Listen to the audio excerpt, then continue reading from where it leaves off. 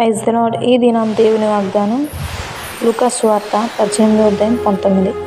నీ విశ్వాసం నేను స్వస్థపరచనని వానితో చెప్పాను. ఇక్కడ దేవుడు 10 మంది కుష్ఠరోగులను స్వస్థపరిచిన సందర్భంలోనిది. అందరూ స్వస్థ పొందుకుంటున్నారు, కానీ ఒక్క వ్యక్తి మాత్రమే తిరిగి దేవుని వద్దకు వచ్చి కనబడ్డాడు.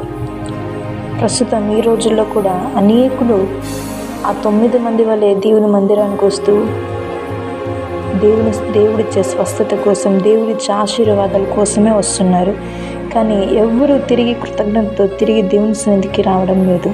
కానీ ఒకే ఒక వ్యక్తి ఆ దినాల్లో వచ్చాడు. ఈ దినాల్లో కూడా అలాంటి ఒకే ఒక వ్యక్తి, ఎక్కడో తక్కువ మంది, అది కూడా దేవుని భయం, దేవుని భక్తి ఉన్న వాళ్ళు మాత్రమే తిరిగి దేవుని సన్నిధికి వచ్చి కృతజ్ఞతతో దేవుని స్తుతిస్తారు. అలా స్తుతించే వారితో దేవుడు చెప్తున్న మాట, నీ విశ్వాసం నేను స్వస్థపరచను అని.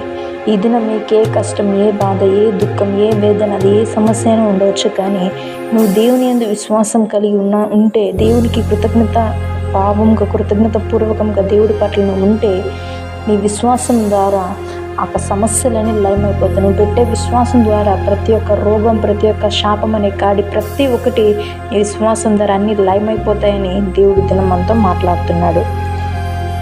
ఈ దినం మీ యొక్క వాగ్దానం ఎంతమంది వింటున్నారో మీరందరి జీవితాలు విశ్వాసంతో మీరు ప్రార్థించండి, విశ్వాసంతో మీ పనులు ప్రారంభించండి. దేవుడు తప్పక మీ జీవితాల్లో కార్యం చేసి మిమ్మల్ని దీవించి ఆశీర్వదిస్తాడు. ఆమేన్.